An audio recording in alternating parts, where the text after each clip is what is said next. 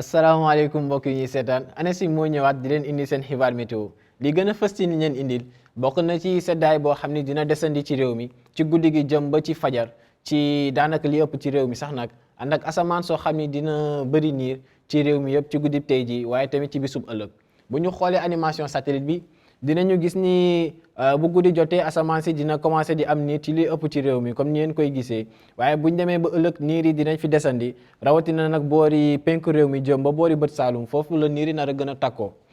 prévision yi ñu xaarandi guddi tey ji day firndeel asamaan soo xam ni comme ni ñu ko waxee ca njëlbeen dina ami niir ci réew mi yëpp ànd ak seddaay boo xam ni dina desandi ci réew mi ndax température yi gën a néew dinañ toll ci fukki degré ak juróom-benn ca Kaffrine Kolda waaye tamit Bakel. te di des ci réew mi température yi dinañu xaw a suufe lool ndax du ñu jéggi ñaari fukki degré ci li ëpp mais fële ca Ziguinchor Kaolack ak Diourbel foofu la ñu am température yi nga xam ni dinañu xaw a kawe tuuti toll ci ñaari fukki degré jëm ba ñaari fukki degré ak benn ca Ziguinchor bu ñu xoolee Ndakaaru ak Kédougou foofu lañ nar a am température yi nga xam ni ñooy gën a kawe ci guddi tey ji nar a toll ci ñaari fukki degré ak ñett ëllëg nag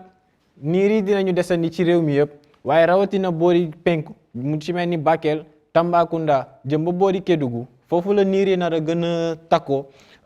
dinañu nëbb jant bi sax léeg-léeg ànd ak tàngoor goo xam ni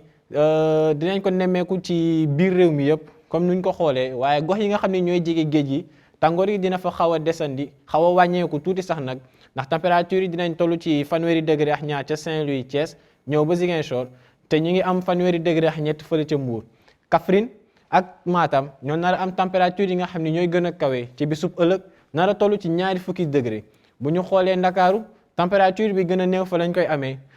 mu toll ci fanweeri degré donte dina xaw a tàng tuuti ci gox googee moo kii jàppale ni seddaay bi dina desandi ci réew mi ci guddib tey ji jëm ba ëllëg ci fajar ànd ak tàngoor goo xam ne dinañ ko nemmeeku ëllëg ci biir réew mi rawatina boori penk réew mi Matam ak Kaffrine ànd ak asamaan soo xam ne dina amee niir